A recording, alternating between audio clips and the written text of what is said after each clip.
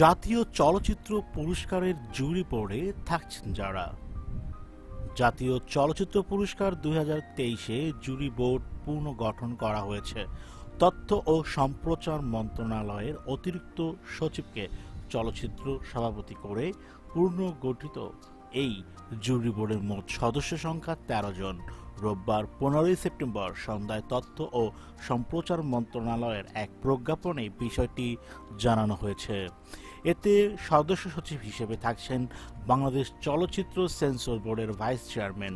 আরও রয়েছেন বাংলাদেশ ফিল্ম আর্কাইভের মহাপরিচালক ও তথ্য ও সম্প্রচার মন্ত্রণালয়ের চলচ্চিত্র অধিশাখার প্রধান। জুরি বোর্ডের অন্য সদস্যদের মধ্যে রয়েছেন অভিনেতা ইলিয়াস কাঞ্চন, নির্মাতা জাহিদুর রহিম অঞ্জন, সঙ্গীত পরিচালক প্রিন্স মাহমুদ, চিত্রগ্রাহক বরকত হোসেন, অভিনেত্রী অপি করিম, গায়িকা নাজমুল মুনিরা ন্যান্সি। এছাড়া সদস্য হিসেবে জুরি বোর্ডে আছেন ঢাকা বিশ্ববিদ্যালয়ের টেলিভিশন, ফিল্ম ও ফটোগ্রাফি বিভাগের সভাপতি এস.এম. ইমরান হোসেন ও সাংবাদিক ওয়াহিদ সুজন।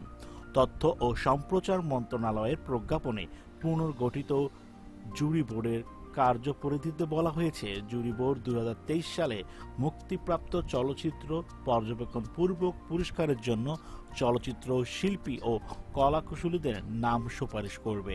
মোট 28টি শাখায় জাতীয় চলচ্চিত্র পুরস্কার দেওয়া হবে বলেও বিজ্ঞপ্তিতে উল্লেখ করা হয়েছে।